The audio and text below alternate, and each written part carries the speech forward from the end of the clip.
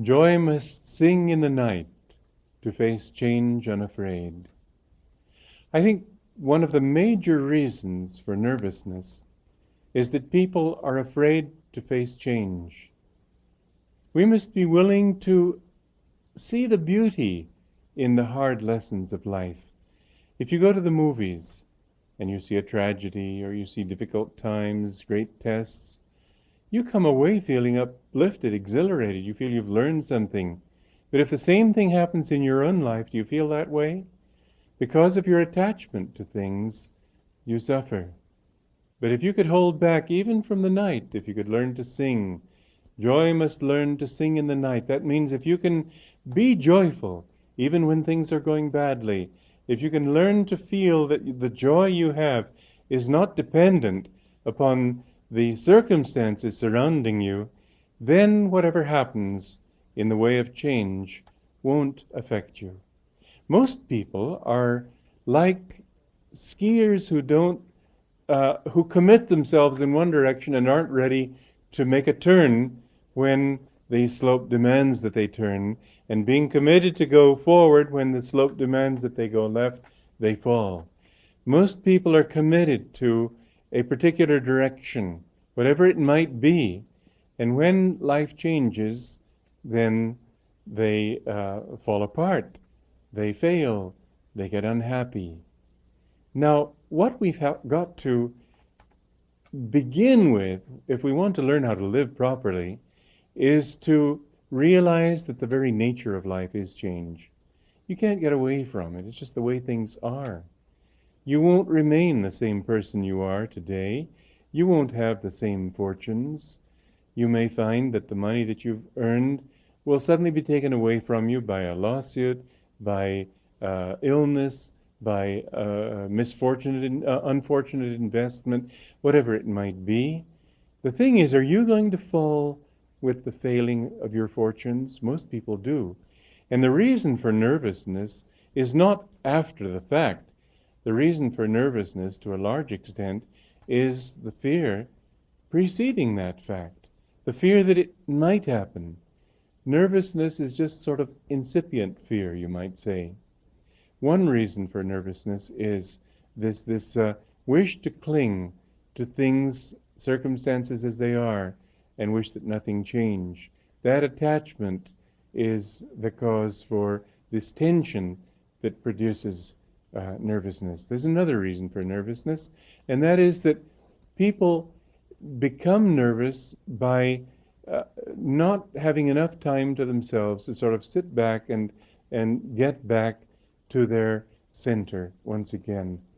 I remember a ballet that I went to in New York City some years ago by the Joffrey Ballet Company. It was some sort of new theory in their presentation of the arts that each movement should produce the next movement, and that should produce another, and so you keep on being creative by letting new movements come always out of the movement before. And I was looking at this thing and I was thinking it was intensely dissatisfying for the reason that it never brought you back to your center. It kept taking you further and further outside yourself, where there's something in human nature. We've got 2 hands, 2 eyes, 2 ears, 2 nostrils. There's something, some people talk out of both sides of their mouths. There's something about our nature that it's rooted in this consciousness of one becoming 2, duality, male and female, light and darkness. It's a part of our expression in this world. And it means that from that one, going in any direction, we always want to come back to the center. We will always want to come back to ourselves. And if whatever we're doing is taking us farther and farther outside ourselves, sooner or later we get so extended that we just can't handle it anymore. We become more and more tense in the very process of becoming extended. Now, in fact, extended comes from the very concept of stretching yourself, extending, tensing yourself outside yourself. So when you can learn to always come back to your center, if you can learn whatever you're doing, always to get a little moment of quiet, you will be amazed to see how under all circumstances things seem to somehow not throw you anymore. You always remember that your center never changes. It's wherever you are. You are the center of your universe. If you live in that consciousness, it's really quite easy to overcome nervousness. But it isn't something that you can do only by philosophy. It's something that you need to practice. And that is why it's very important also to meditate every day. Have a period of time where you sit still, you calm your thoughts, think of God, uplift your consciousness. You know, unless your consciousness is lifted up to the heights, it won't fulfill itself, because we belong in the heights. We belong in our ideals, in our aspirations. We're never going to be fulfilled until we can live up to the highest that is in us. And so, as Voltaire said, if God didn't exist, it would be necessary for mankind to invent him. And it's true that the important thing is to understand that by reaching up toward perfection, reaching up not in a sense of tension and self-flagellation, oh, I'm never going to do it, oh, I failed again, but just realize that I want to reach the heights in a very relaxed, natural way. A plant doesn't become a tree overnight. It grows bit by bit, one ring a year, and finally you find that that little sapling has become a mighty oak. But bit by bit, if you will always try to move, to turn toward the sun, to turn toward the highest that you see in yourself, you'll find that gradually this sense of nervousness that comes from living an unfulfilled life, from living a frivolous and inconsequential life, this is a part of nervousness, that it will be overcome. And the second thing is from always extending out from yourself. So if you can get back to yourself, and if you can get back to that aspect of yourself which faces the sun, which tries to unfold before the sun rays of God's love.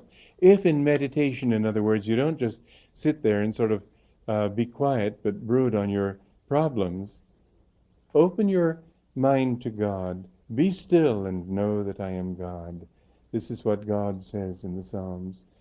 Open your heart and mind in the inner silence, and you will find that if you do this, that nothing really will touch you again.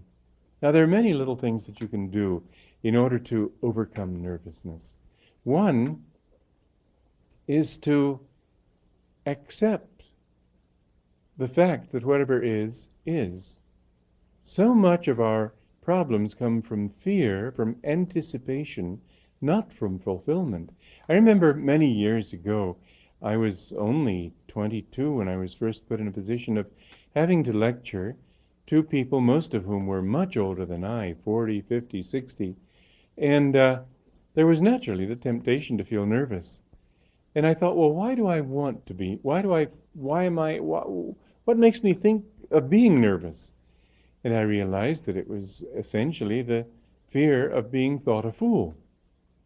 And so I thought, well, okay, maybe I am a fool.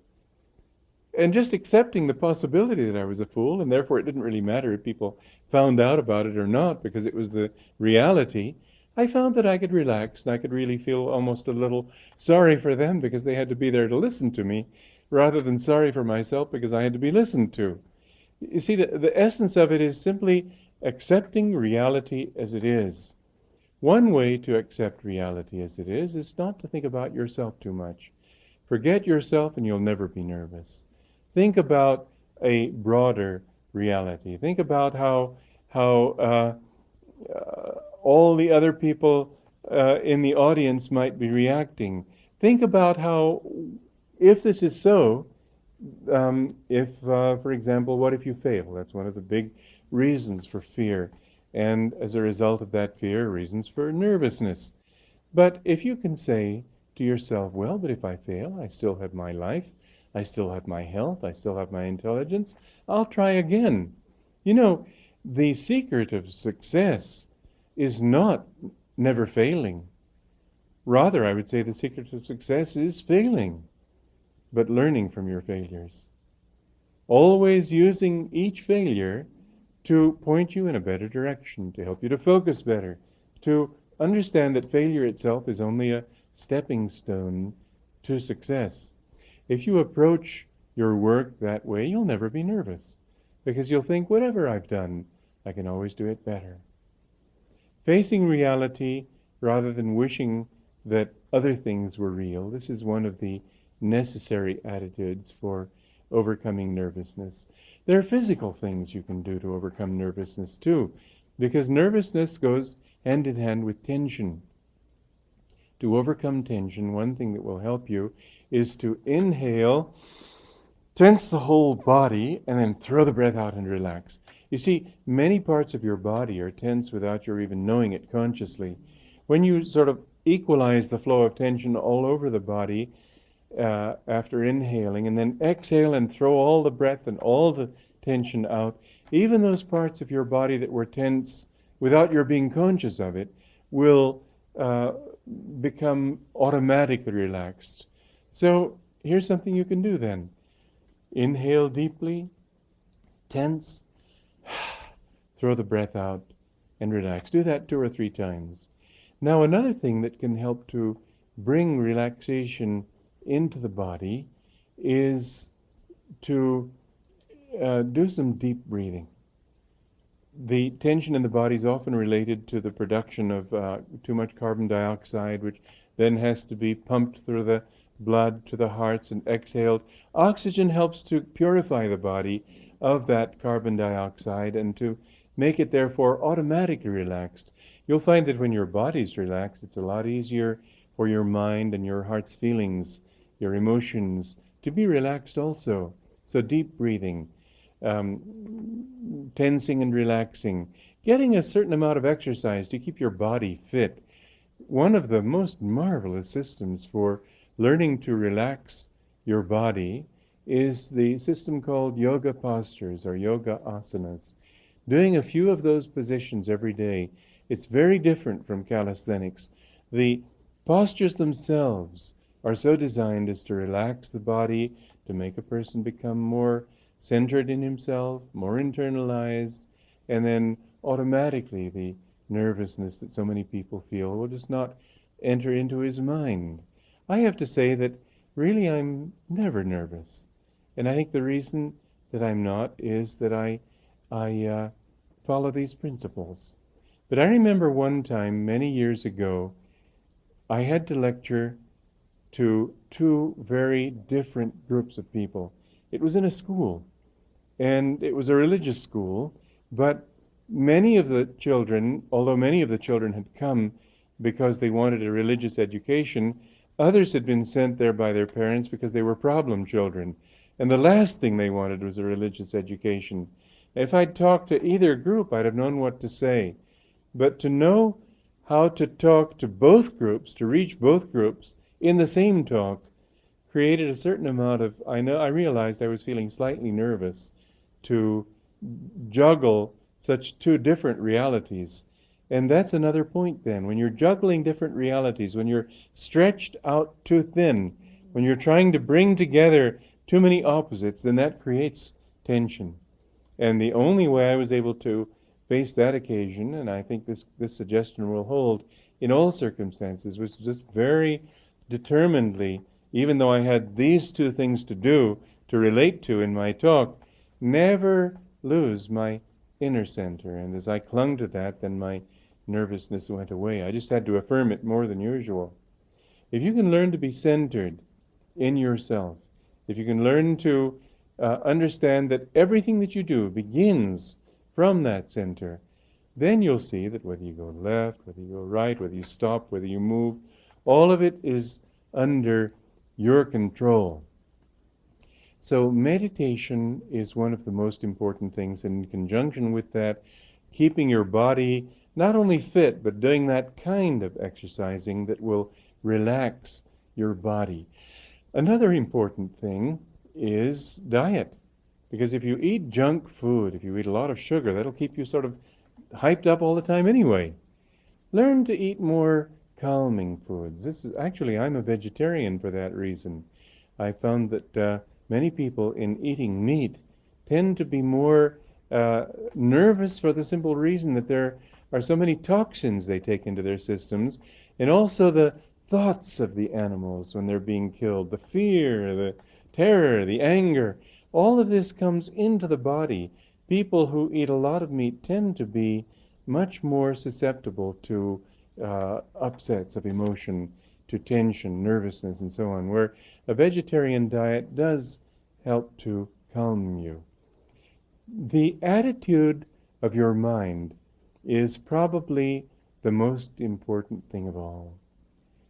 Many people don't realize that when they live in negativity, they automatically become nervous. We need to learn to live in a positive, courageous, accepting kind of attitude. And when we do, automatically we feel calm, automatically we feel happy.